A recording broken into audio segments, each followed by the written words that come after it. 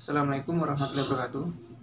Sebelum memulai pengajiannya, saya minta tolong ditonton sampai selesai agar tidak gagal paham dan semoga bermanfaat buat teman-teman semua. Dan saya doakan buat teman-teman semua diberi Allah kesehatan, dijauhkan dari malapetaka, dan diberi rezeki yang berkah dan melimpah. Amin amin ya rabbal alamin. Oke, selamat menyaksikan pengajiannya.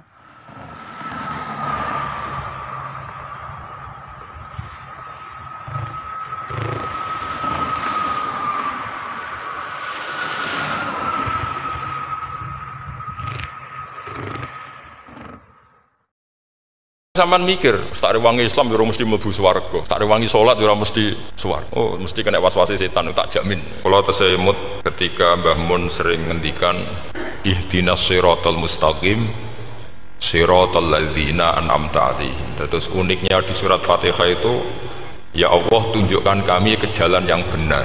Itu bukan sirotoka, jalan jenengan, tapi siratal ladzina an'amta 'alaihim. Saya masih ingat betul ketika Mbah Mun ngendikan Allah itu buatan saged ditiru. Wong Allah buatan dahar, buatan ngombe, buatan tidur. Sing saged ditiru niku nggih padha-padha manusa, sehingga disebut ihdinas siratal mustaqim siratal ladzina. Maka dalam disiplin ilmu sanad itu sampai ada kalimat ekstrim, man ta'alama bila syekhin fasehuhu setan. Itu tidak main-main ya.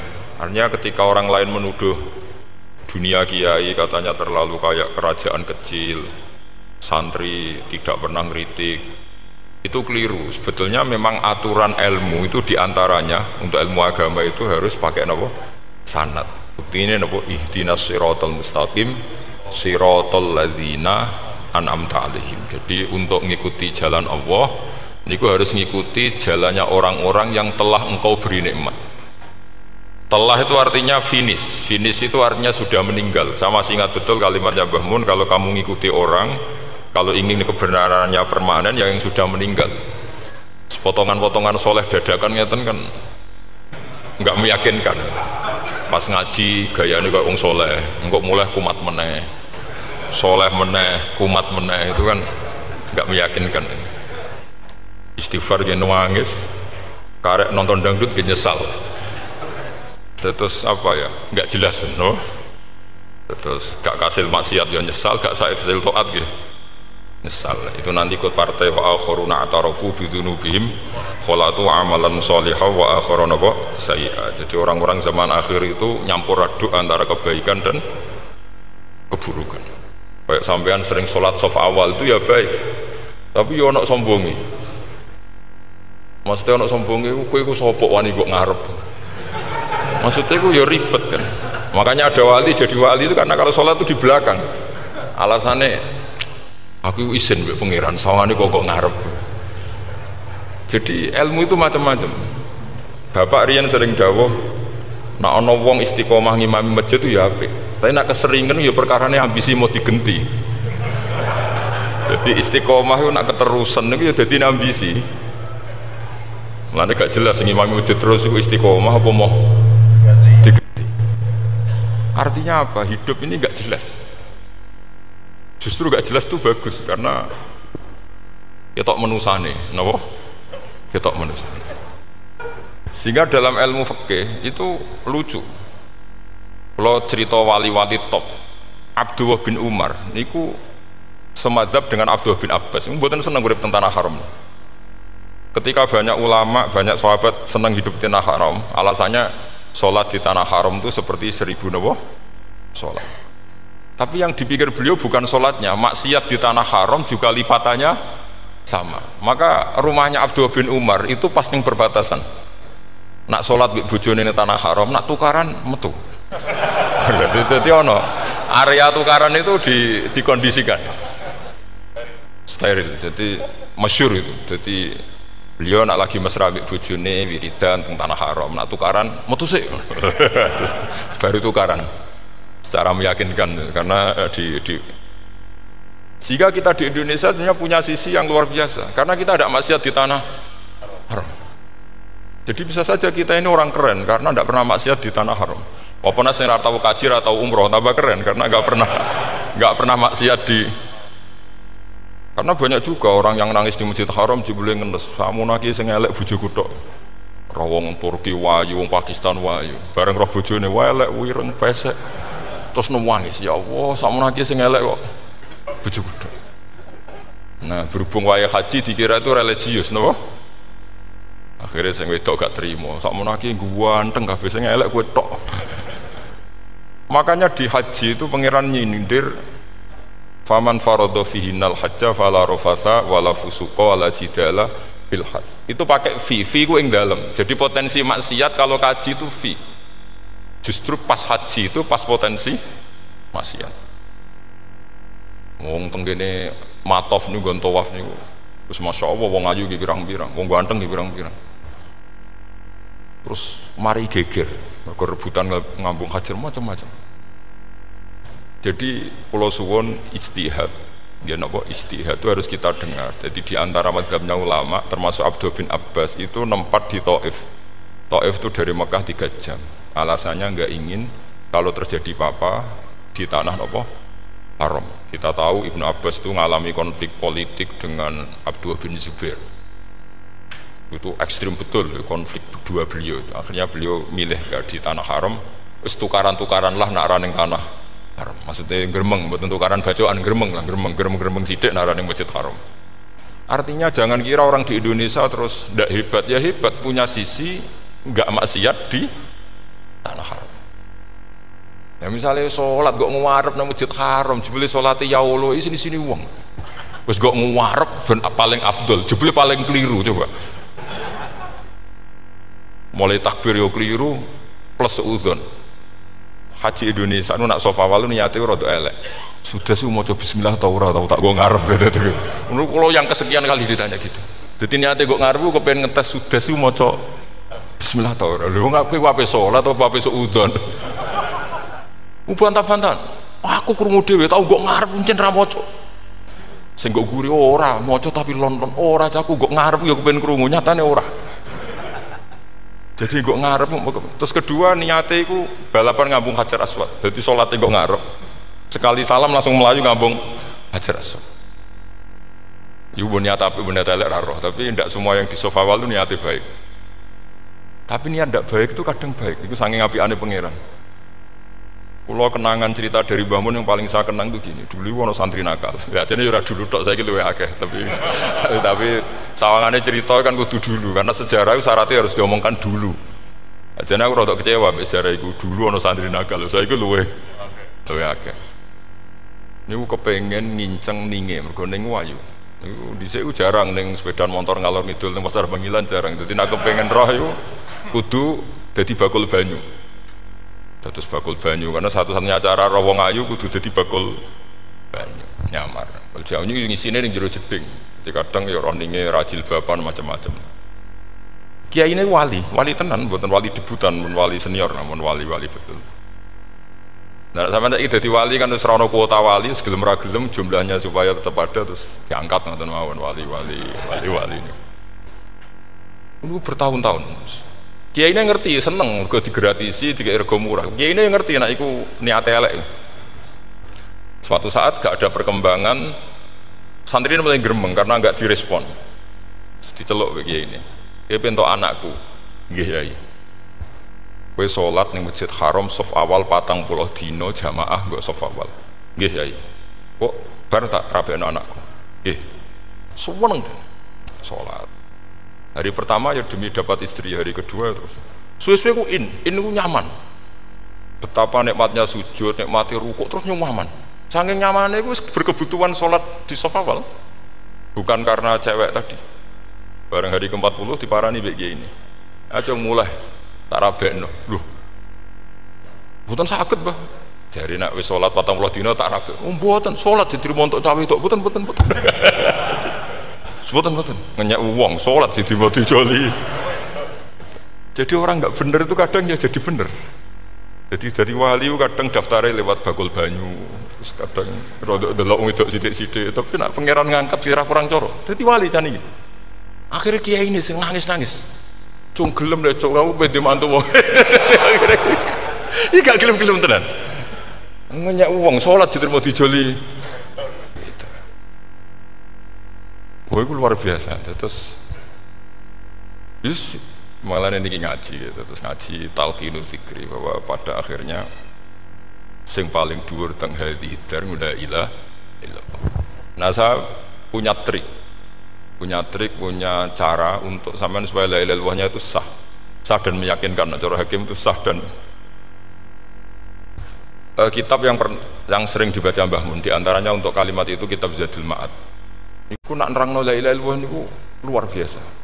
Itu kitab kesayangannya Sayyid Abdul Al-Haddad.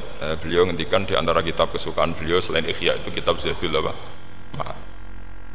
Itu beliau kalau ngendikan bihadihi maksudnya bihadil kalimah ussisatis samawati wal ardu. Jadi langit bumi dibikin. Jadi beliau mulai berpikir pertama gini, surga dibikin dengan segala kemewahannya itu bagi yang tasdik liman saddaqa bila ilaha illallah wa liman amana bila ilaha illallah. Neraka yang dibikin sebegitu ekstrim sampai nak wong dicemplungno ngenteni 70 tahun lagi ceblok. Wah, itu ora kebayang carane gawe. Entekno bego kan itu. Jadi barang nak diceblokno ning neraka iku cebloke tok ngisor ngenteni pinten? 70 tahun. Makanya kemungkinan keluar dari neraka itu kecil. Nah, agak untuk syafaat itu kecil. Wong wis kira iso kebayang kan? Itu pun diciptakan untuk yang menolak dalil. Jadi surga dibikinnya lihadil kalimah, neraka dibikin juga lihadil kalimah. Jadi hadil kalimah itu mizan, ini ukuran. Yang nerima masuk surga, yang menolak masuk neraka. Hisab juga gitu, ada hisab itu ya karena kalimat la ilaha illallah. Orang kafir itu nanti tidak dihisab. Nah cara Ibnul Qayyim, atau saya nggih ngoten. Ulaikal ladzina kafaru bi ayatina rabbihim wa liqaihi fahabitas a'maluhum fala nuqimu lahum yaumal qiyamati wasna. Ya lucu tuh, mosok Fir'aun dihisab.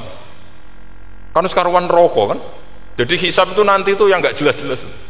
Makanya sampean udah hati-hati itu potensi dihisab.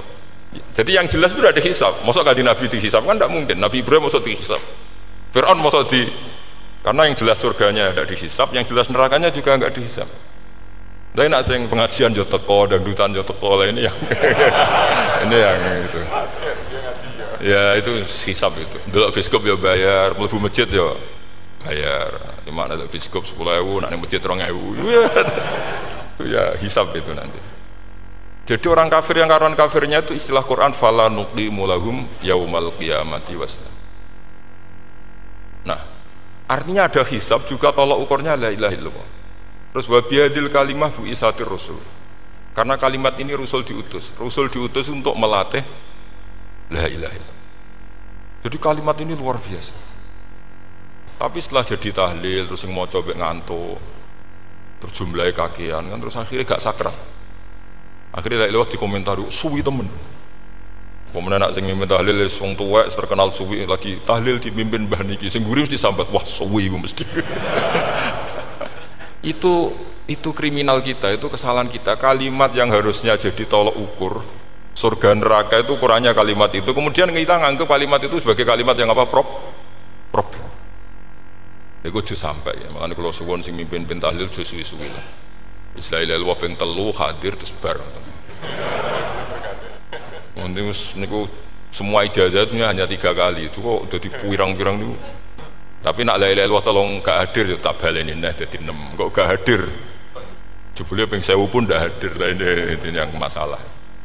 Terus kula waca ndak ini supaya sampean ngerti kalimat itu menjadi kualitasnya bagus ndak itu karena cara pandang.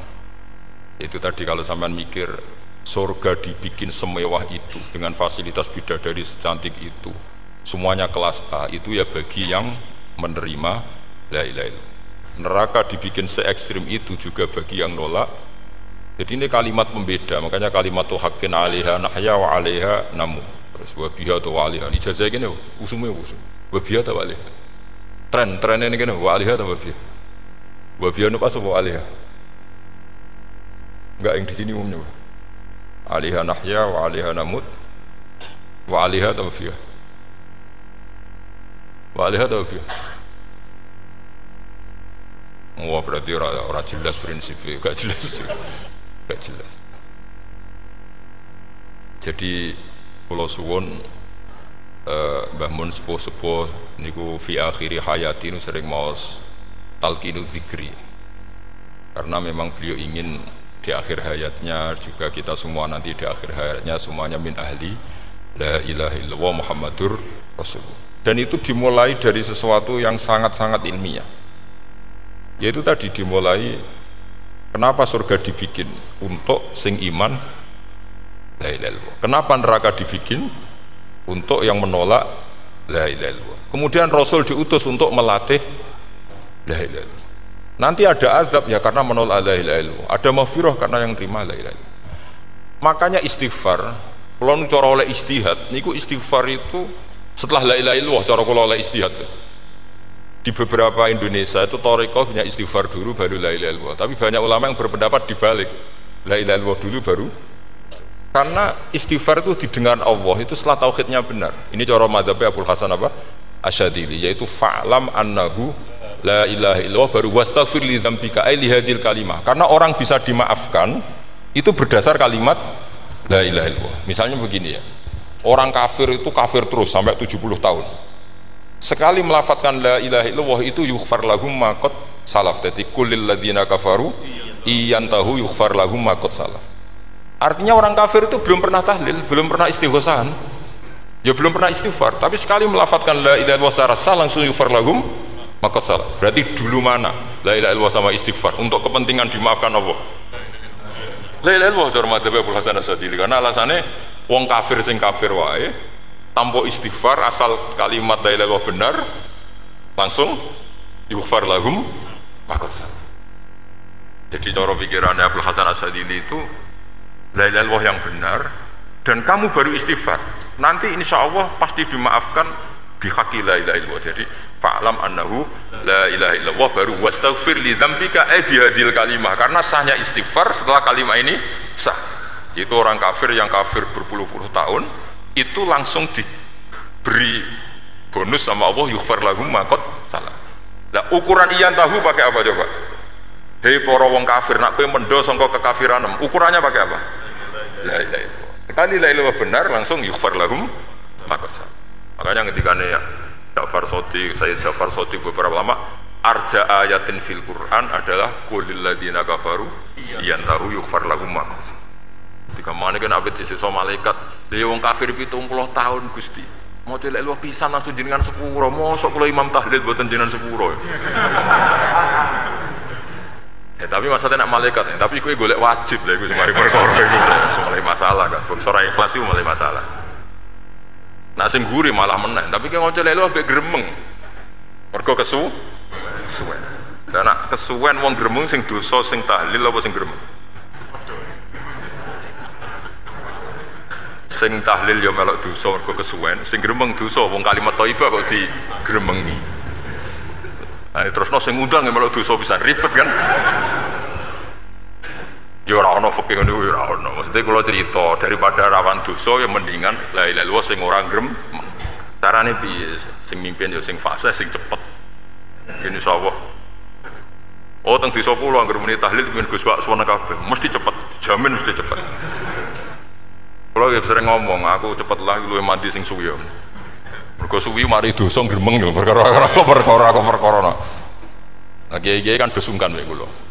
Nah tengah adat masyarakat kan nggih sampai Gus sampai anak kiai kan sungkan dadi kiai-kiai sing tua-tua akhirnya melok cepet. Dan ini harus dielmoni. Saya ulang lagi ya. Sebetulnya dalam thariqah Syadziliyah itu la ilaha illallah dulu baru istighfar. Alasannya apa?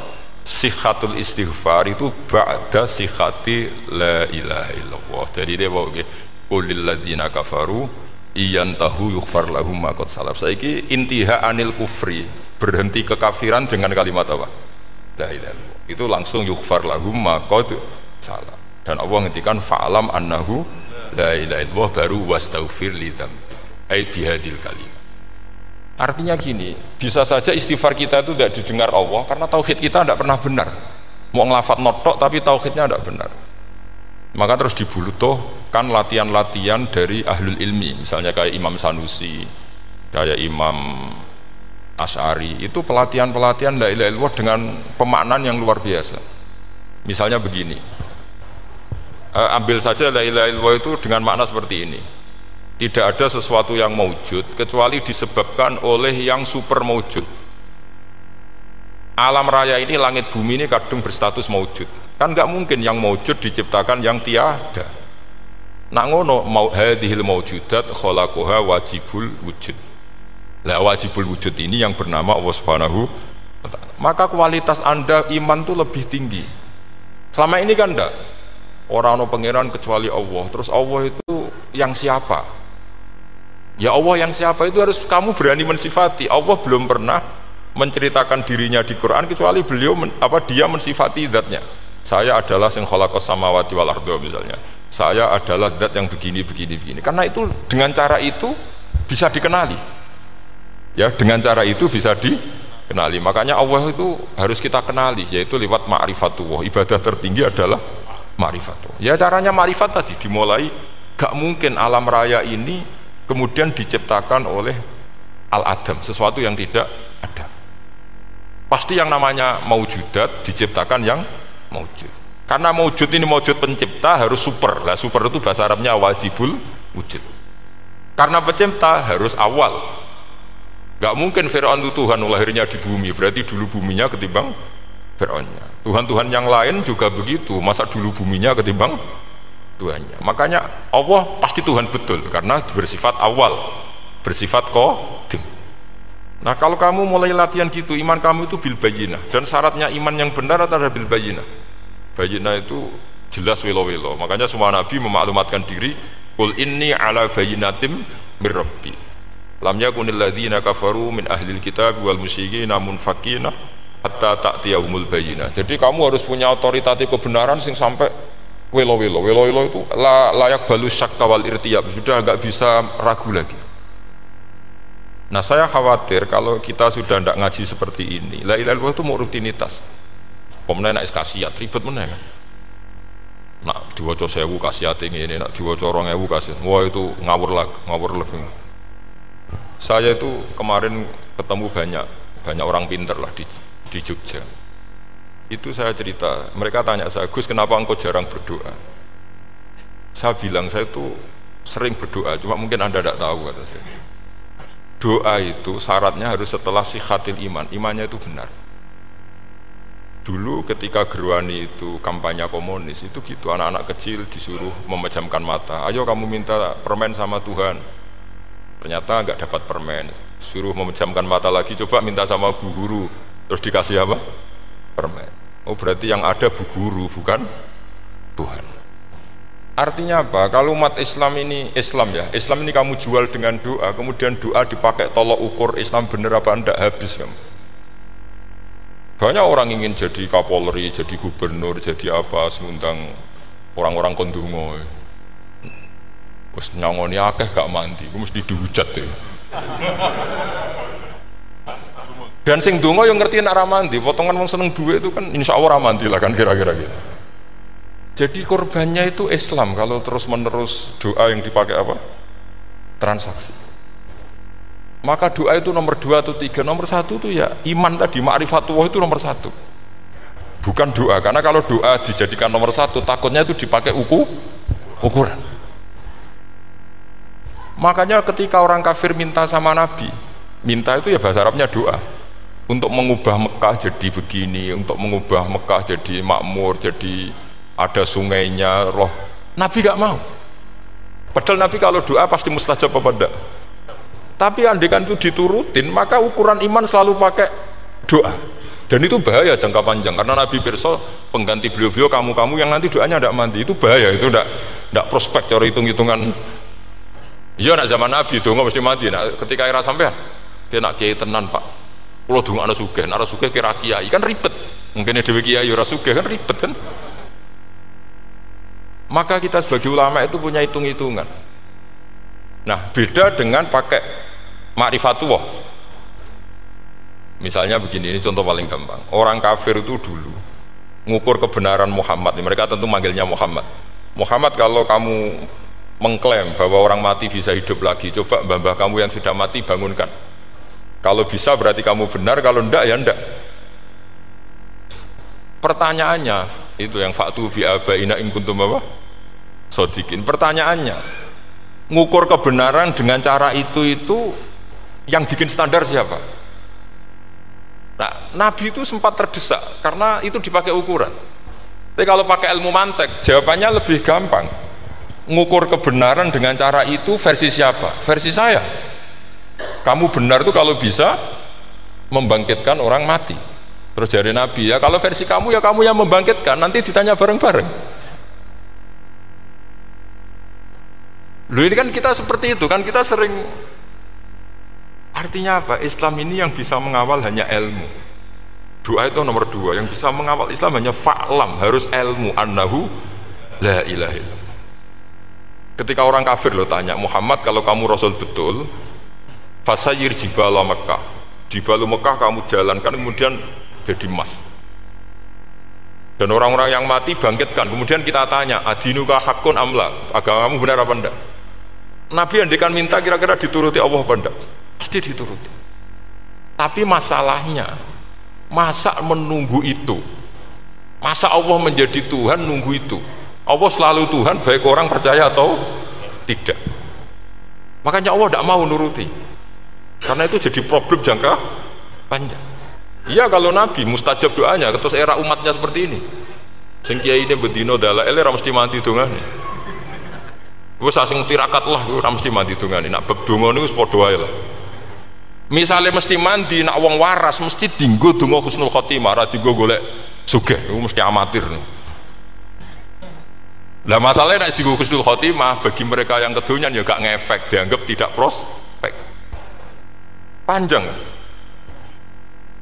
Makanya itu pinternya Nabi nomor 1 itu al ilmu, fa'lam annahu la ilaha illallah. Lagi wastaghfir li dzambi. Jadi kalau suwon kenapa ini jadi tambah mun, kenapa akhir-akhir beliau sering talqinu zikri, sering melatih zikir. Itu sirinya diantaranya bahwa kalimat ini harus menjadi kalimat super. Kalimat sing alaiha nahya wa alaiha namut wa alaiha nub'ats atau wabiha nub'ats insyaallah taala minal amin. Ya itu tadi, kita sebagai kiai itu ikut menjaga ini. Jangan sampai kalimat ini membosankan. Tahlile suwi ra barbar segitu ram ana sing nyo la ilaha illallah Muhammadur Rasulullah lane kurang panjang iki wakaf ta ora terus panjang. Niki alhamdulillah syukur sampun rawuh. Terus kula suwun bahwa agama ini dimulai hatta ta'tiyahumul bayyin. Jadi sesuatunya harus benar-benar sampai jelas. Kalau terusakan ya, terus orientasi para ulama dulu itu cara menerangkan la ilaha illallah itu sampai difahami an bayinatin. Makanya semua nabi memaklumatkan diri kul inni ala bayinatin mir rabbi. Sampai di situ. Dan semua cerita-cerita di tafsir Jalalain di apa-apa itu ukuran kebenaran itu lam yakunil ladzina kafaru min ahlil kitab wal musyrikin munfakina hatta ta'tiyahumul bayyinah. Monggo. Maka semua kita itu harus punya kecakapan untuk merangkai dalil. Kula gadah pengalaman saking kitab-kitab turos, kitab-kitab dulu. Itu ketika beberapa ulama ditanya, imanul muqallid, imannya orang yang monggo Pak Fatah. Teng mriki mawon dijer kula. Kula cerita sedikit. Dulu ketika ulama-ulama dulu berdebat tentang apakah imanul muqallid, imannya orang yang tidak bisa berargumentasi tentang Tuhan itu diterima apa enggak? Rata-rata ahli sunnah bilang diterima, tapi tetap dengan catatan itu potensi goyah. Idzkullu man qallada fi tauhidi imanu lam yakhlu min tardidi. Tapi ternyata ulama-ulama itu prakteknya juga mengajari masyarakat supaya ada sedikit dalil atau kepastian logika. Masyhur itu ulama dulu ketika tanya orang-orang Arab, orang-orang desa, ya Arabi, bima arafta rabbak, kamu kok tahu kalau Tuhan itu ada, itu gimana? Jawabannya mereka meyakinkan, al-ba'ratu tadullu alal ba'ir wa atharul aqdam yadullu alal masir. Ono tletonge sapi ya mesti ono sapine, ono atharul aqdam artinya ono tipake wong liwat ya mesti ono sing liwat. Sehingga itu sudah dianggap cukup kalau ada makhluk ya ada khalik.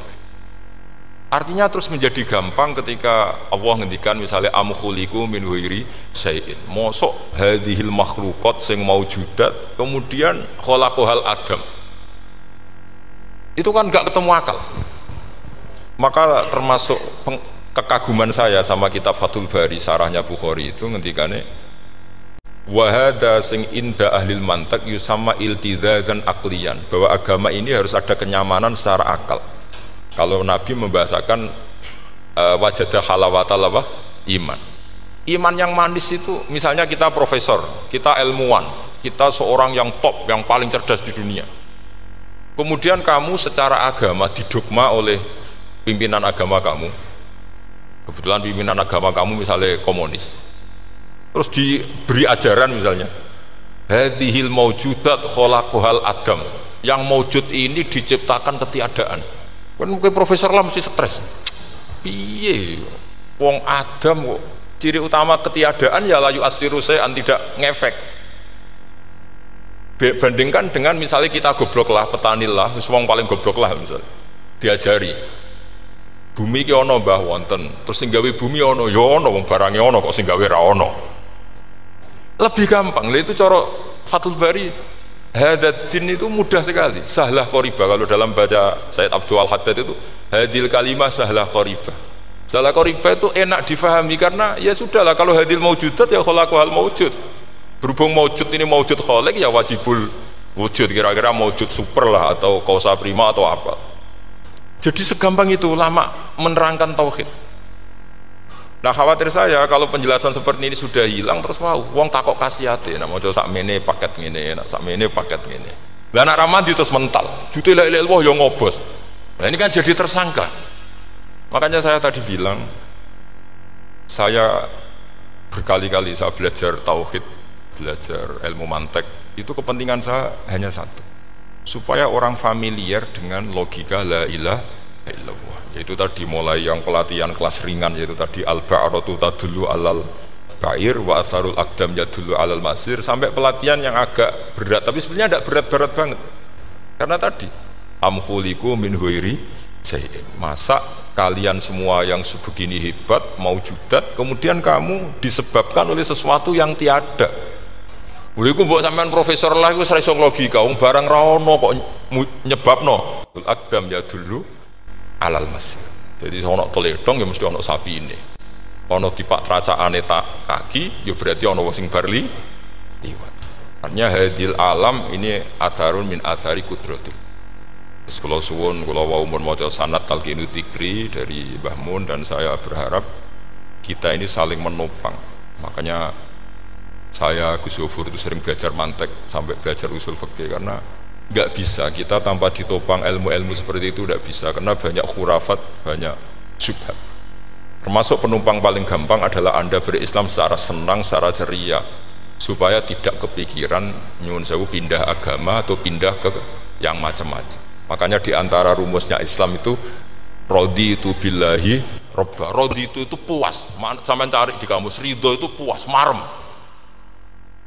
Oh coba mau di pangeran Allah pah-pah. Makanya kalau berharap jangan sering berdoa, nanti gampang kecewa. Karena potensi tidak mantinya lebih tinggi gitu loh. Jadi pokoknya seneng pangeran ku sapa sing gawe langit bumi, sing ngekek oksigen ora usah bayar. Sing aku elek lah yo payu rabi. Nyifati pangeran sing wis terjadi. Ora usah bayangno. Wah aku njaluk dadi bupati ora njaluk sugih ribet. Lho kula kecelok wong alim mboten nate nyifat donga nemen-nemen. Sing wis kliwate. Ngaku yo narukan nyatane payu rabi. Umume wong di mobil kula di mobil. Umumnya wong bingung ya sering melok bingung, sudah sebetulnya. Lho kok sampean ora top ya coba. Wong melarat sekolah ya ora tamat, ya tetep oleh menghirup napa oksigen. Presiden seneng dadi presiden, kowe ngopi untuk utangan ya wis semeneng. Semula ra diusir bojo ya wis semeneng. Sebenarnya seneng itu gampang.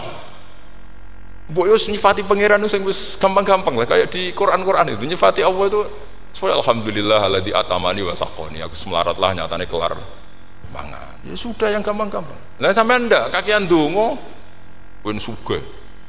Kula bolak-balik cerita, kula nanti dolani wong elek. Rayu elek sowan kula. Kula kenangan terbaik saya dadi kiai gini. Gus kula dongakno dadi sugih. Tenane, Mbak? Nggih, tak critakno. nak bojomu iku sugih. Sing pertama ditoto apa? Omah Gus, ya omah ditoto. Sesuai mobil ditoto Alfa. Terakhir sing dievaluasi ku sampeyan. Omah wis apik, mobil wis apik, sing elek apa? Bojomu mesti sampean kena evaluasi. Ku wis mesti aku. Akhirnya serasido. Jadi kalau itu nanti bully tiang terbaik lah, kenangan saya terbaik jadi kiai ini gini bu. Akhirnya, iya Gus, kan gak mungkin. Omah suapi, mobil suapi. Coba yang kamu evaluasi apa tuh? Mulai. Artinya sudah lah, tidak usah. Maaf saya potong sedikit ya. Terima kasih yang setia menonton channel ini. Kalau bila video ini bermanfaat, tolong sekali di-share kepada kerabat terdekat atau teman-teman supaya kita bisa menambah wawasan dalam beragama dan bermanfaat bagi kita semua dan keluarga kita. Share video ini ke semua orang yang kiranya membutuhkan cerahan. Oke, selamat melanjutkan pengajiannya. Terima kasih. Nawawi itu mensifati, itu insya Allah pasti lebih indah. Ya misalnya kita Islam, ya Alhamdulillah alladzi hadana li hadza ma kunna linahtadiya laula. Sudah, tapi sekali sampean mikir, tak rewangi Islam ya mesti mlebu swarga. Oh, mesti kena was-wasi setan, tak jamin. Tak rewangi salat ya mesti swarga. Tapi nak sampean Alhamdulillah alladzi ja'alana minas sajidin wasyakirin aman. Maka alhamdulillah itu kalimat paling keren. Makanya da'wahum fiha subhanakallahumma wa tahiyyatuhum fiha salam wa akhiru da'wahum alhamdulillahirabbil alamin. Jadi pokoke ngoten. Sore pura usah kakek jalo. Karena potensi ndak mandi itu tinggi. Sama ndak kutub, ndak ahdal, ndak abdal, ndak apa saja. Wis donga wis umume wong-wong lah. Dunya hasanah fil akhirati hasanah wa qina adzabannar. Hasanah wa bi artine pokoke hasanah. Pokoke hasanah fil akhirati ya hasanah. Senara iso hasanah ya rabi itu jenenge hasanah pokoke sementing. Karena kula niku pengalaman dadi kiai, angger wong kok kakean donga, itu mesti kakean ngeluh. Ya karena potensinya ndak mandi. Jajal sampean ndonga apa jajal? Selama ini kan njuk mapan yo ora tau mapan. Njuk sugih yo rakus, wis diparingi cara pangeran wis maringi jebule sampean ingin lebih. Makanya saya mohon sekali, jadi hubungan dengan Allah itu nomor satu itu syukur. Syukur itu di atas takwa. Di Quran itu ada fattaqullaha la'allakum tashkurun. Jadi takwa itu supaya ke derajat syukur. Karena tadi lah, cobalah dilatih. Saya pernah ngecek orang yang sekarang dugem menikmati maksiat dengan orang yang takwa mensyukuri tidak maksiat, itu nikmatnya itu masih tinggi nikmatnya orang yang syukur karena berhasil meninggalkan maksiat. Makanya kamu yang syukur, bengi-bengi seradih duit ning kamar wudu, bariku ngelamun cucuk esuk. Yes, alhamdulillah gak maksiat. Sekira usah bayangno terus tahajud, qiyamul lail iku para habaib, para ulama itu sekira ramakome lah seperti itu. Sukses ramakome. Tangi turu seradan pemikiran itu alhamdulillah. Pokoknya sing gampang-gampang ya.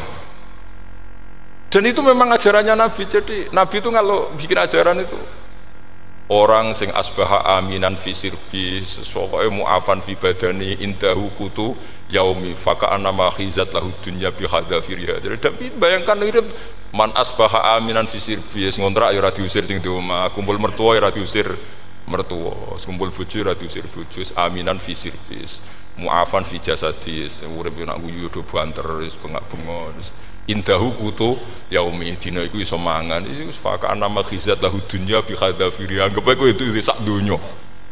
Lha wong paling sugih nggih kolam renang paling 100 meter persegi. Kowe ndelok laut renang sak kapoke. Pokoke urip ku sing gampang itu. Kok senengane repot to? Senengane repot. Pokoke kula kepengin jenengan syukur lho.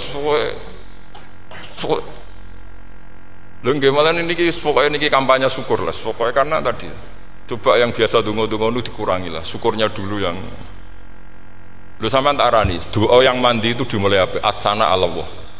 Tinggi mana doa dengan syukur? Syukur. Nabi itu kalau berdoa itu nyifati Allah panjang sekali.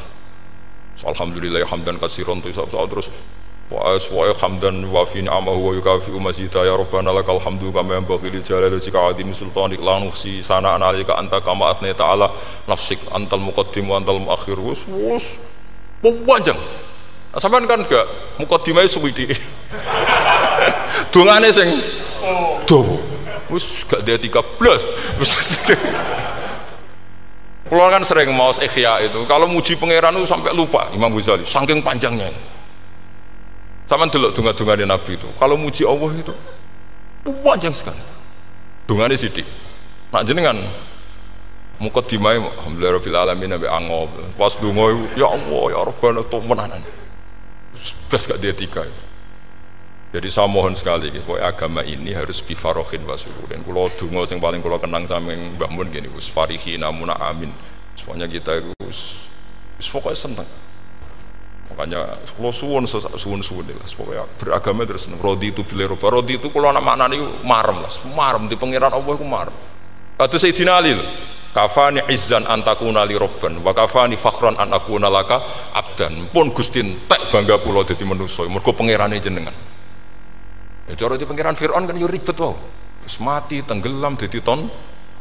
Terus wa kafani fakhran an akuna laka abdan. Kula nu seneng banget mergo dadi kawulane jenengan. Misale dadi kawulane presiden ya iso coplok. Kawulane menteri kadang ketangkep KPK. Kawulane wong sugih kadang bangkrut. Ribet kan? Makanya beliau ngendikan kafani izzan antakuna li robban wa kafani fakhron an akuna laka napa abdan. Terus niki kula radi provokatif lah. Semurki zaman akhir sampai pandemi ngeten wis ra syukur wis ribet. Pokoke ra syukur wis ribet. Mbok niki bener bu ora wis ora penting cara kula. Misale kula ora bener sampean luwih nemen. Biasa mawon padha ora bener. Misale kula salah ya pancen mboten maksum. Misalnya bener ya pantes, kalau dididik Mbah Mun, pokoknya ini pada pantes sih. Maksudnya santai mawon, biasa mawon. Nah panjang sampai lebih bener di bangkulo, tetap salah kan, terus tetap salah kan. Masa wong bener kok diomongi sing ora bener, berarti malah sampai bagian dari tidak benar itu sendiri. Syekh Nawawi itu ulama top Indonesia yang hidup di Mekah, juga meninggal di Mekah. Dulu di antara kearifan buyut-buyut kami, leluhur kami, itu kalau cerita itu enggak apa-apa kamu mondok di Mekah di sana, tapi bawa pohon yang hidup di Indonesia. Jadi artinya membawa manhaj, metode dakwah yang bisa hidup di Indonesia. Ini penting kata Mbah Mun karena wa ma arsalna min rasulin illa bilisani qaumi. Semua rasul diutus itu pasti sesuai kultur kaumnya. Saya punya sedikit cerita tentang kultur. Kultur itu nilai yang disepakati masyarakat, meskipun persepsi itu salah. Saya cerita sedikit tentang keunikan kultur.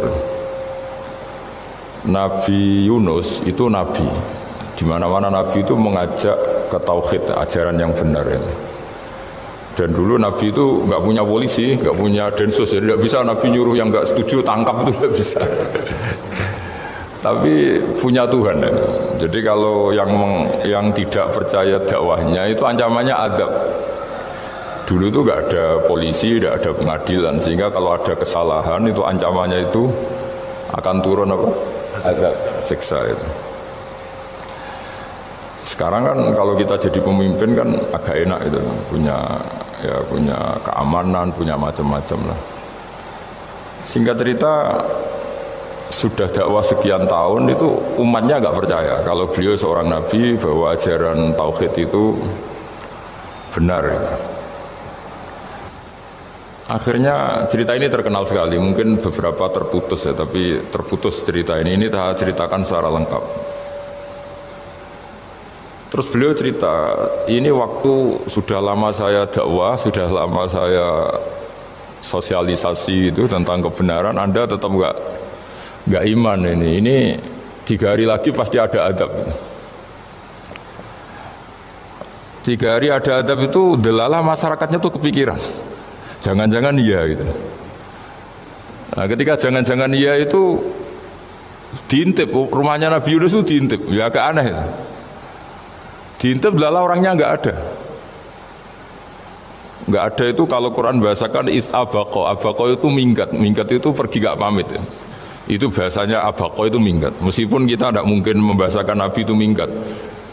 Tapi dibahasakan tindakan kan tidak mungkin karena nggak pamit itu. Jadi harus dibahasakan minggat itu. Quran sendiri bahasakan abaqo. Nah cara berpikir masyarakat gini, kalau kampung ini mau dibalik sama Allah, mau ada adab, logikanya yang tahu akan ada adab itu pasti sudah pergi. Padahal Nabi Yunus pergi ini bukan karena takut azab, mangkel. Nyai suwi gagal seminggat ya kan gitu. Jadi ada kiai minggat itu ya ada dalilnya karena dulu itu kalau mangkel itu suami mangkel istri itu ya harus minggat, istri harus minggat. Dulu itu ya boleh, maksudnya boleh itu ya kalau darurat ya minggat sedikit lah tidak apa-apa. Nah, Nabi Yunus itu minggat tadi abaqo itu. Abaqo itu kalau dalam bahasa Arab pergi gak pamit ya. Kalau orang Jawa bilang minggat. Kalau itu sebetulnya saking mangkelnya, saking emosinya, beliau akhirnya meninggalkan kaumnya tanpa pamit. Tapi kaumnya itu menjadi tahu bahwa ini serius Yunus. Buktinya dia agak berani di kampung, berarti mau ada betul itu. Dan efek positif dari teori itu, teori kultur tadi. Kalau ada azab pasti dia pertama yang lari. Kayak dukun itu. Kenapa kita tidak percaya dukun nomor itu? Itu kan paling yang minta nomor dulu ada SDSB itu. Forecast itu kan paling salam template-nya kan 100.000. Padahal dulu forecast itu berapa? Kalau menang kan miliaran juta. Itu untuk kultur kita agak percaya dukun kan ngapain ngumpulin uang 100.000, kalau dia tahu nomornya kan mendingan tombok sendiri gitu. Itu kan jadi orang itu mesti punya teori umum untuk membenarkan sesuatu atau membohongkan itu. Akhirnya umatnya Nabi Yunus itu iman. Iman itu artinya percaya kalau ini tidak main-main. Buktinya Nabi Yunus gak berani di situ. Akhirnya mereka tobat. Saat itu juga mereka wiridan di lapangan, terus semua kesalahannya diselesaikan.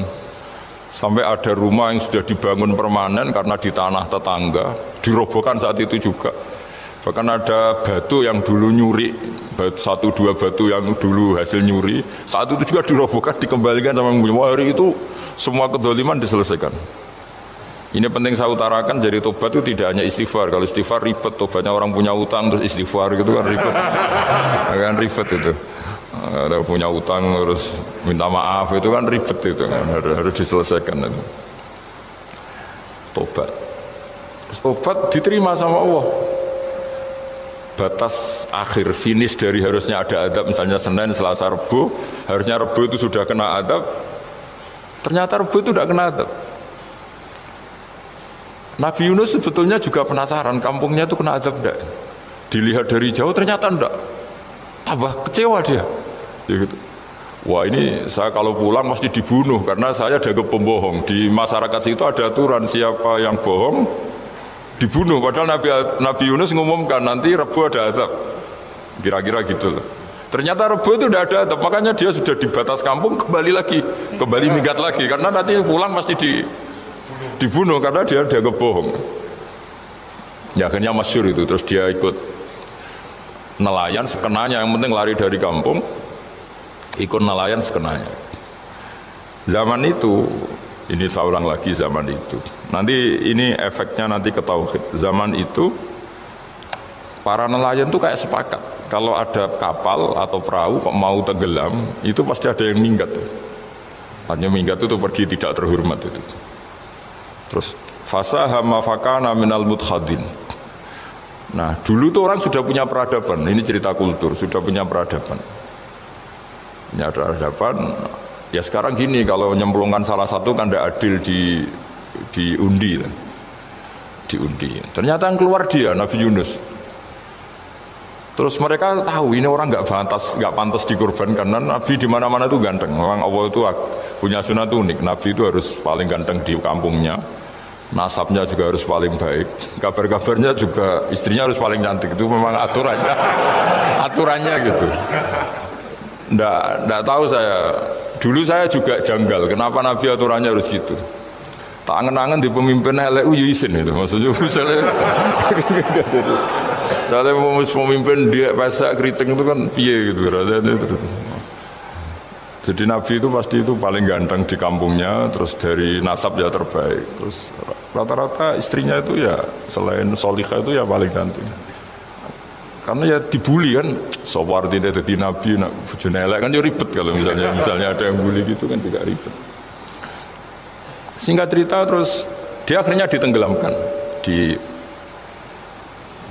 dibuang karena beliau seorang nabi. Faltaqomahul khut, beliau ditelan ya. Iltiqom itu tidak digigit, ditelan ya. Karena ditelan beliau tidak mengalami dikunyah, ditelan. Iltiqom itu ditelan. Karena beliau seorang nabi, di dalam batnil khut itu di perut itu dia wiridan, dan barokahnya wiridan itu perut ikan ini menjadi masjid. Dia nyaman di situ, nyaman karena terus ngalami karomah lah, andikan wali itu ngalamin karomah. Nah, kesimpulan dari cerita ini itu apa? Masyarakat itu akan selalu dengan kulturnya sendiri. Para nabi juga punya kultur sendiri. Dan Allah yang ngelola itu semua. Saya ulang lagi, Allah yang ngelola itu semua. Makanya terus dua kultur ini kalau Allah menghendaki itu gampang sekali. Akhirnya yang terjadi apa?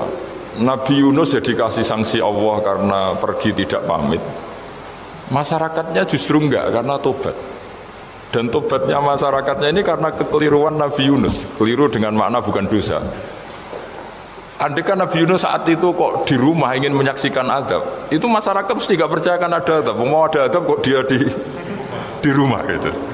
Jadi unik, Allah cara ngelola masyarakat itu unik. Nah, dari keunikan-keunikan cara Allah ini kemudian lahirlah ilmu yang bernama ilmu tauhid, ilmu tawakal, ilmu pasrah nang pangeran itu. Karena kemarin pas Pak Yusuf sama Bu Sulis sowan saya itu tak beri cerita, agama itu milik Allah. Sehingga teori yang dikatakan manusia itu ya teori saja, tetap semua itu di tangan Allah. Ya saya saat itu cerita, misalnya saya ditanya, ini besi, materi besi dengan kaca itu kuat mana? Mesti kita menjawab kuat besi. Tapi saya yang mengendalikan besi dan kaca. Ternyata saya punya merencanakan menghasilkan besi, menetapkan kaca ini tak simpan, akhirnya puluhan tahun. Yang ini saya rencanakan, saya hancurkan itu. Andai kan si yang menjawab tadi tahu rencana saya, mesti kuat bilang kuat kaca. Gitu. Kalau tahu. Makanya contoh paling gampang tadi. Dinosaurus itu hewan paling kuat, malah musnah itu. Pitik yang nggak kuat sampai sekarang. Karena Allah bikin dinosaurus itu punya rencana dihancurkan itu. Sementara ayam enggak lah, gue rame-rame dunia gitu. Sehingga ya sudah. Nah, agama itu seperti itu. Agama itu sesuai rencana Tuhan.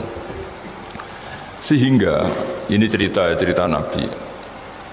Sehingga Nabi itu kadang nggak tahu bedanya antara sesuatu yang punya data, punya perangkat-perangkat untuk menuju A misalnya, itu nggak tahu bedanya. Jadi kalau Nabi ditanya misalnya gini, unta itu lahir dari betinanya, dari indukannya bisa, ya bisa.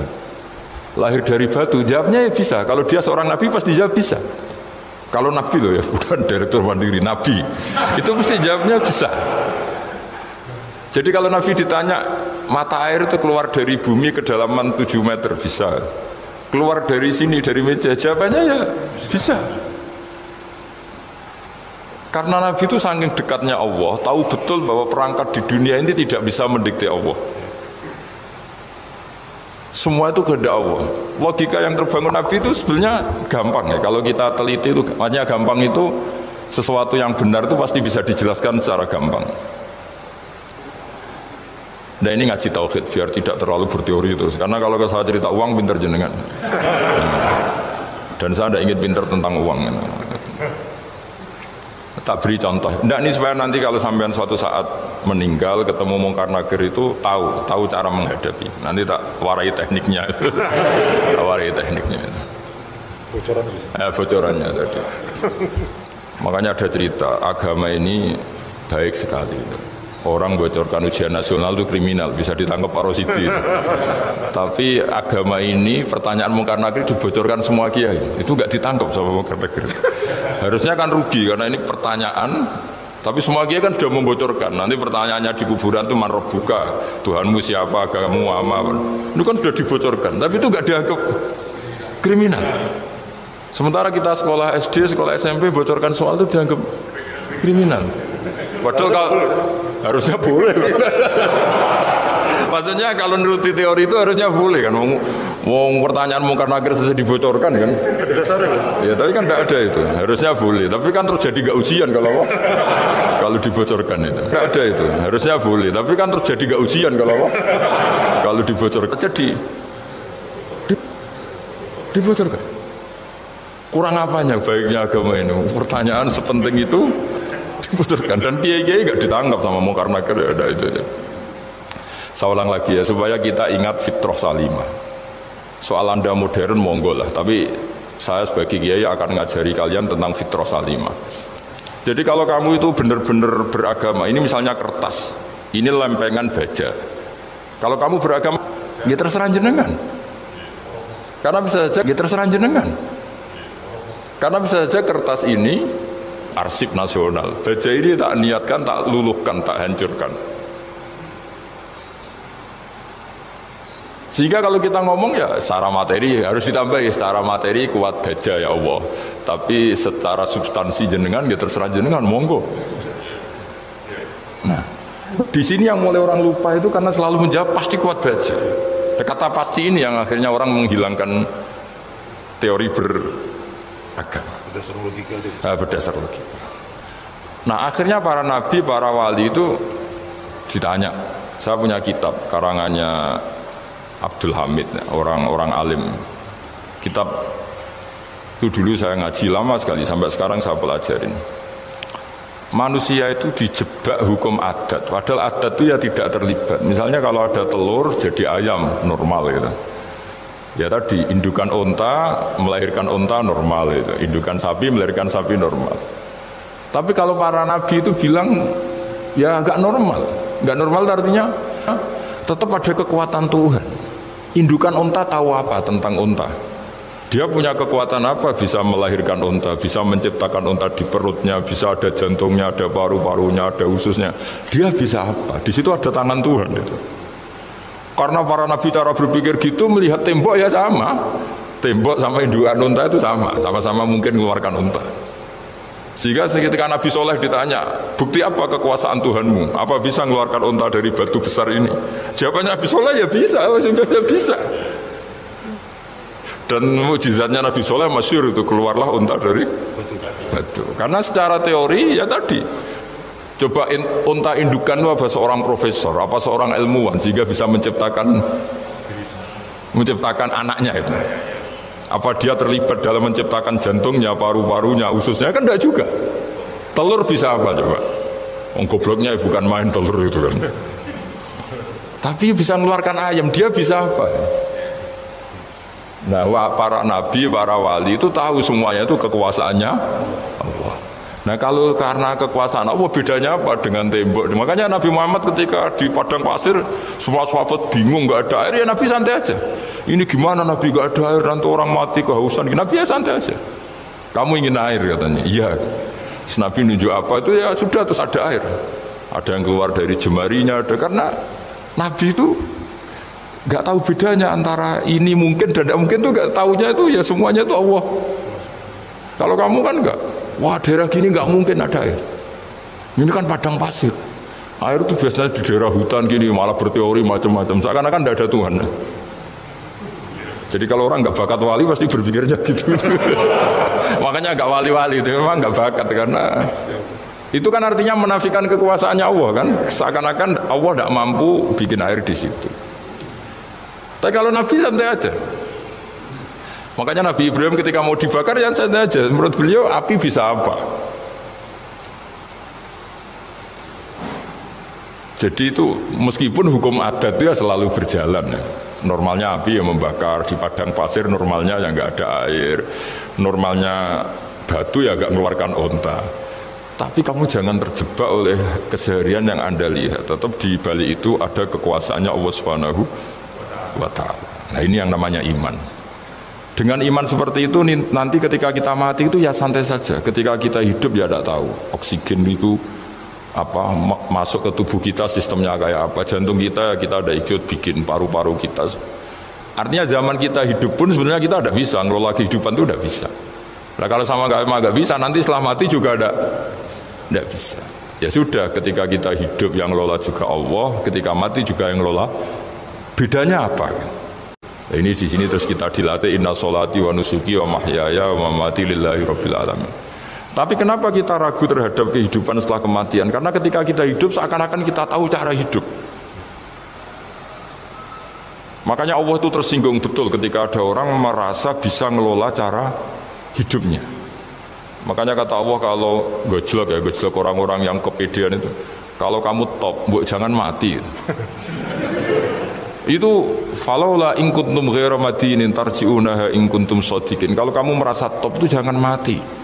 Di mana-mana mati itu tidak top. Falaula idza balaghatil hulqum wa antum khina idin tanzurun. Mbok ketika nyawa kamu sudah sampai kerongkongan, kamu tarik lagi supaya kamu tidak mati. Mati itu tidak top loh. Katanya kamu top kok mati. Jangan mati. Kalau top itu jangan mati, jangan miskin, jangan tua, jangan jadi jelek. Pokoknya top terus gitu. Itu digosok sama Allah. Tapi orang itu lupa bahwa ketika sehat begini kita seakan-akan ngelola kehidupan. Nah gara-gara merasa ngelola seakan-akan kalau mati lalu saya gimana ya kalau mati? Di kuburan ngapain ya? Terus ngantornya gimana, kerjanya di mana? Ya udah usah begitu. Nah ini di sini pentingnya tauhid. Orang dilatih berpikir al-khalqul awal. Afa'ayina bil khalqil awal. Kalau dalam bahasa Yasin disebut kul yuhihal ladzi ansha'aha awwala marrah. Jadi agama itu orang dilatih membayangkan pertama hubungan kita dengan Allah. Misalnya manusia pertama itu siapa? Adam. Adam bisa berpikir, bisa berlogika, bisa jalan-jalan, bisa macam-macam. Tapi andaikan Anda jadi Nabi Adam, mesti melihat kekuasaannya Allah itu begitu nyata. Karena saya materinya dari tanah, ternyata saya bisa berpikir. Betapa kudrohnya Allah, kekuasaan Allah, tanah yang benda mati bisa berpikir. Sekarang jadi saya. Sehingga kira-kira Nabi Adam kalau ketemu tanah itu ya, kalau mau maksiat, wah ini tanah ini pasti komplain. Nah di sini pentingnya beragama. Sehingga ketika Rasulullah ngendikan, jika kamu memperbanyak sholat, maka tanah-tanah ini bersaksi terhadap sholat kamu. Jika kamu maksiat, juga tanah-tanah ini menjadi saksi pemberat. Itu kamu tidak jagal sama sekali, karena manusia pertama yang bernama Adam yang bisa berpikir itu materinya dari tanah.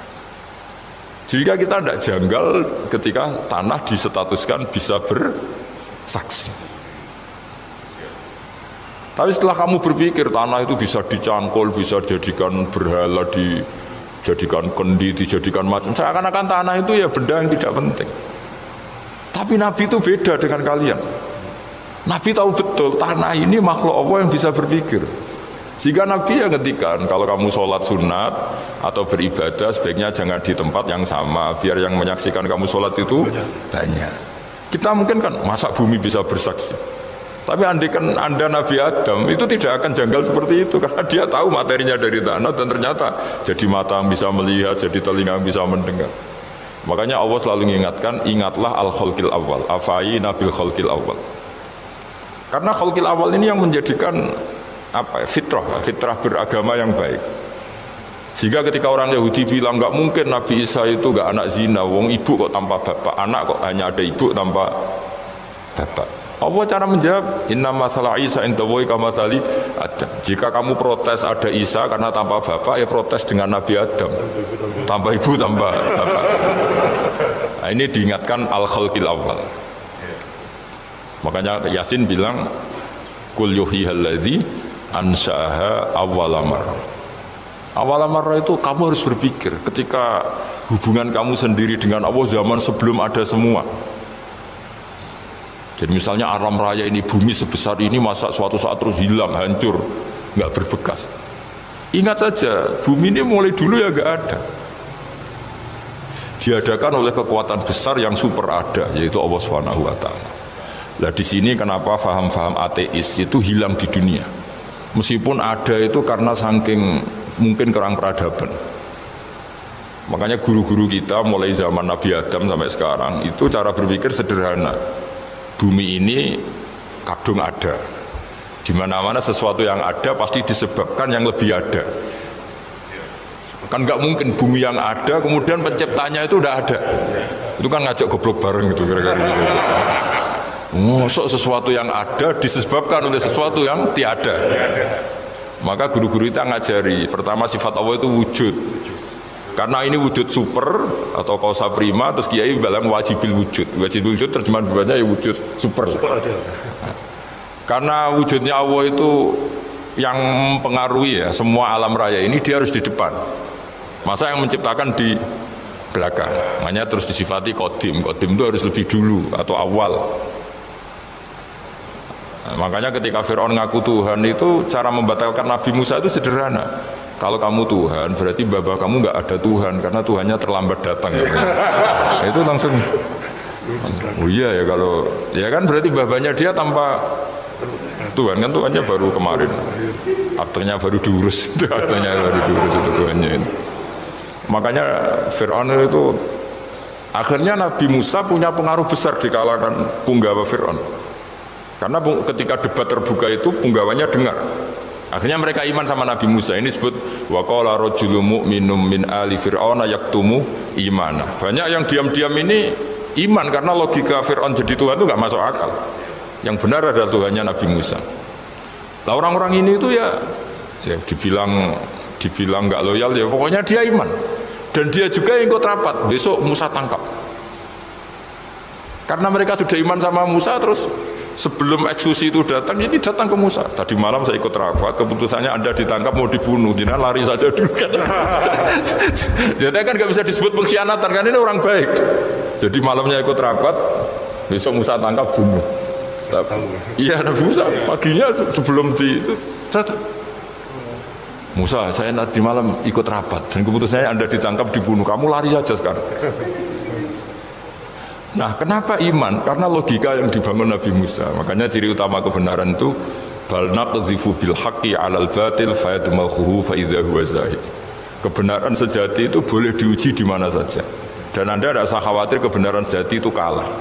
Pasti menang. Kalau kebenaran itu kebenaran sejati pasti menang. Ya, di sini terus ada ulama-ulama kayak banyak lah, termasuk di Indonesia kayak Pak Quraisy Shihab, kayak yang nyaman saja anak-anaknya di luar negeri karena merasa kebenaran sejati itu tidak akan kalah. Sehingga ketika ada negara yang begitu maju, saya pernah ditanya sama orang yang kuliah di Inggris, di Swiss, Gus, saya ini kan orang Indonesia tapi pengagum negara Swiss, Swedia, negara di sana itu makmur, terus tertib. Bagaimana saya tetap mencintai Islam yang secara lahir itu kadang-kadang beberapa negara Islam itu kacau. Ada seorang mahasiswa tanya gitu. Dia tanya cara ingat Allah. Ya membela Islam kira-kira gitu. Terus tak kasih tahu dia. Ketika Anda muji negara-negara itu makmur, sejahtera, itu sebetulnya tetap utang jasa terbesar itu sama Tuhan. Pejabat bisa apa ketika Allah misalnya nggak bikin air? Negara bisa apa misalnya ketika Allah itu nggak bikin oksigen? Tetap semua ketertiban itu karena kehendak Allah. Berarti utang jasa kamu di negara manapun tetap sama Allah, bukan pada yang lain. Bahwa ada hukum sosial manusia, oke lah, kedua, ketiga, tidak harus terima kasih. Hanya dia sadar. Nah masalahnya kita ketika di negara yang makmur gitu, pikiran kita, oh presidennya hebat, menterinya hebat, tata sosialnya hebat. Oke, gak apa-apa, muji manusia itu gak apa-apa. Tapi tetap itu semua di bawah muji Allah Subhanahu wa ta'ala. Ada air begini ciptaan Allah, ada oksigen sehat ciptaannya Allah. Sehingga muji pertama itu kepada apa artinya kehebatan manusia ketika ada gempa besar, ada likuifaksi, ada macam-macam. Nah maksud saya ngaji di sini ingat Allah itu dengan cara seperti itu. Sehingga ketika kita hidup di negara manapun ya utang jasa pertama pikiran kita sama Allah Subhanahu wa ta'ala. Tapi kalau enggak, kamu terjebak hukum adat tadi. Di mana-mana ayam itu yang mengeluarkan telur, telur mengeluarkan ayam. Nggak bisa bantu batu ini mengeluarkan ayam. Keliru kamu. Ketika ayam mengeluarkan telur, memangnya ayam itu bisa? Apa dia berpikir sekolah dulu gimana ya cara punya telur? Kan ya enggak juga. Tidak berkehendak juga. Apa ketika mata kamu bisa melihat terus kamu merencanakan di mana ya mata supaya bisa melihat? Ya tahu-tahu sudah melihat.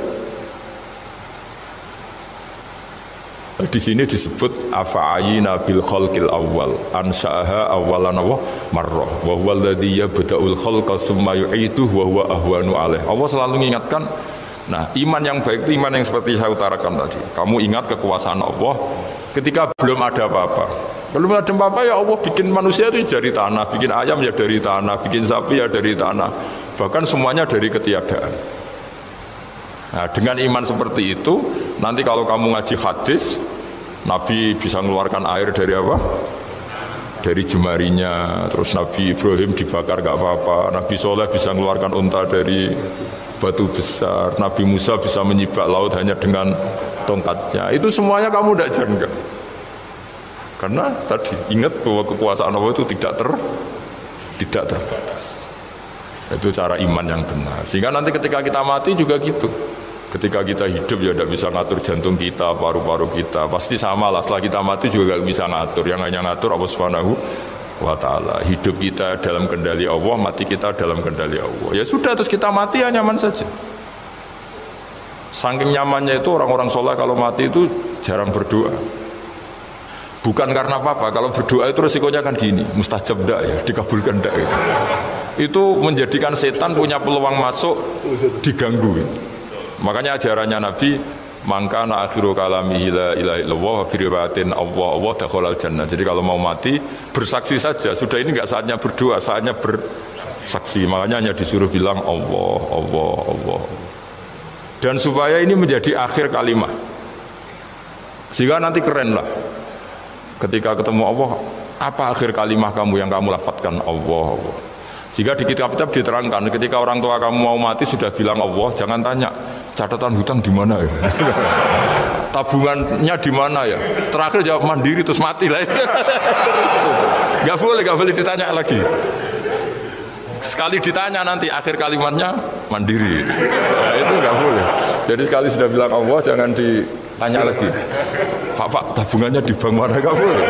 Bahayanya sekali jawab mandiri terus mati berarti akhir kalimatnya itu ya mandiri. Makanya harus akhir.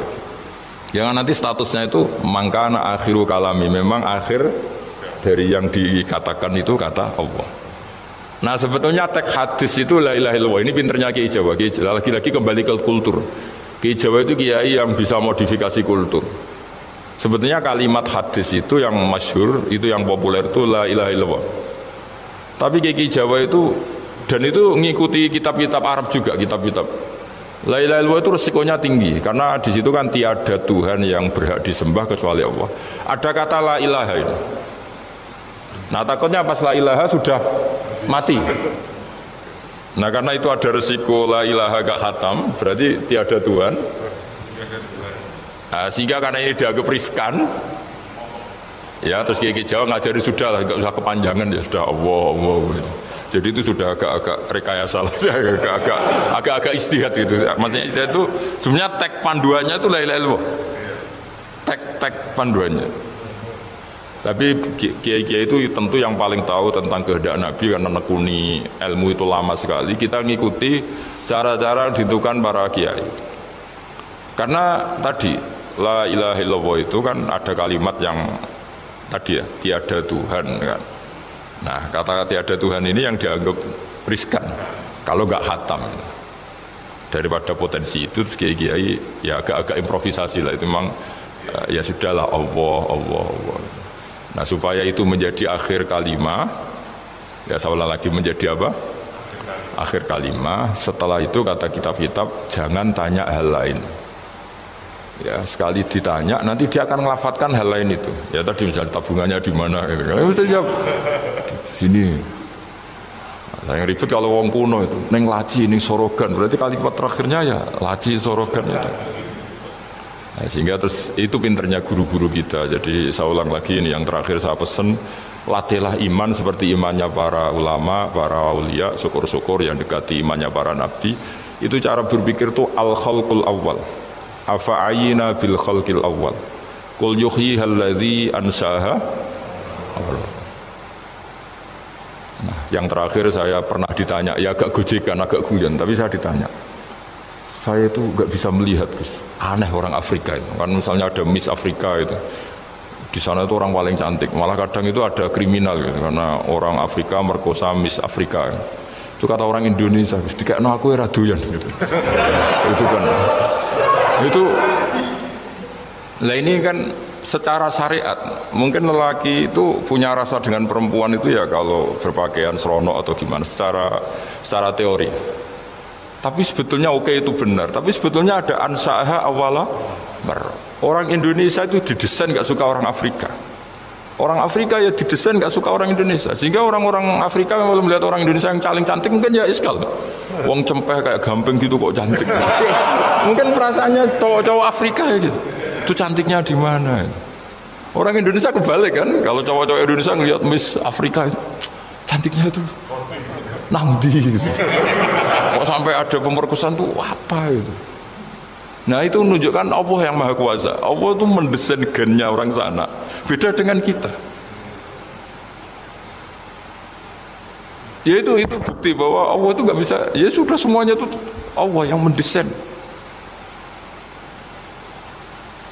Itu bukti bahwa manusia itu bisa apa di depan kita. Orang kayak Afrika kok disuruh bilang cantik, kita kan protes. Cantiknya di mana? Mungkin orang sana juga protes ke kita. Orang Jawa cempeh itu kok cantiknya dia. Itu orang-orang Indonesia kalau melihat bule cantik itu kan kalau ketemu kan jangga. Orang-orang Jogja, bule wayune nang ndi gitu. Kulitnya gitu kan ya, sama mereka juga bilang kita mungkin seperti itu. Itu namanya didesain ansa'aha awal apa? Mar. Sudah memang desainnya seperti itu. Nah di sini supaya kita ingat. Nah, ingat bahwa hati juga gitu. Ketika kita cinta istri itu janggal betul kalau terjadi konflik. Tapi kalau sedang konflik itu janggal betul terjadi perdamaian. Nak lagi mau muangkel itu ya problem betul. Nah ini di sini pentingnya iman. Orang terus disuruh berdoa ya muqallibal qulub tsabit qalbi ala dini, karena kita tidak tahu cara berpikir. Ada perempuan cantik sering merengut, pecintanya ya banyak, dianggap pemikir serius. Tapi kalau baru gedeng namanya ya merengut, bukan pemikir. Orang senyum itu kita seneng gitu. Tapi kalau baru gak seneng, murahan guya-guyu. Itu jadi manusia itu unik. Hanya sama, tapi cara analisis beda. Jadi kalau sedang seneng apa enggak? Lucu kan? Ada orang anteng di rumah, itu kalau lagi seneng ya, oh itu anteng gak banyak ngeluyur. Tapi baru gak seneng, seneng ngomong ya nganggur. Nah, itu kita tidak pernah tahu. Kita simpulkan apa itu tidak pernah tahu. Makanya wisata, pernah ada orang wisata datang ke sini tak nasihatin. Orang wisata itu kan senang di kampung-kampung yang terbelakang gitu, melihat orang manusia pohon, melihat apa. Terus saya bilang, itu kan kasihan kan, masa manusia jadi objek. Bahkan bayangannya ya kalau mereka jadi modern jadi gak menarik kan. Padahal kita yang orang pendidikan kan inginnya mereka terentas lah dari kultur itu. Ya itu kan nggak sambung kan. Yang satu bilang unik, masyarakatnya masih unik, masih naik-naik pohon. Tapi bagi orang pendidikan kan tersiksa kan. Ini bangsa kita, warga kita kok masih seperti itu. Makanya orang wisata itu nasihati, kamu ke sana itu niat melihat apa niat mengentas? Kalau niat mengentas, tak jamin ada pahala.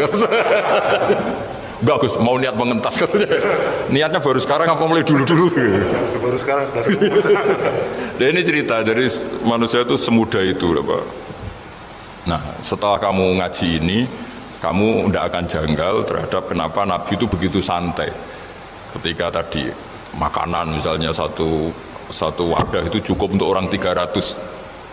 Sampai Jabir yang undang Nabi kan hanya kambing kecil. Cukup orang 6, ternyata Nabi ngajak orang 300 lebih.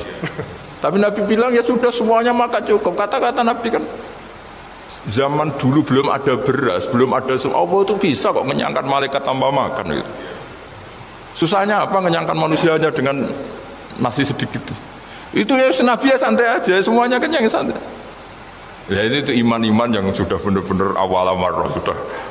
Allah tidak harus terdikte oleh nasi. Kalau nasi sedikit harus cukup orang sedikit, kalau banyak harus orang banyak. Allah tidak perlu kena aturan itu semua, tidak perlu. Misalnya ini Tuhan kata kok kamu atur itu gimana, tidak bisa.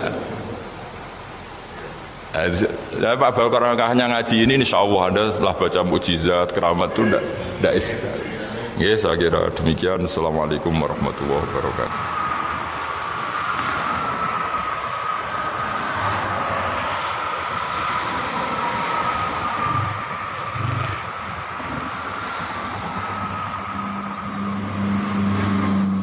Oke, terima kasih sudah menonton pengajian kali ini. Semoga bermanfaat. Jangan lupa share ke teman-teman atau kerabat terdekat.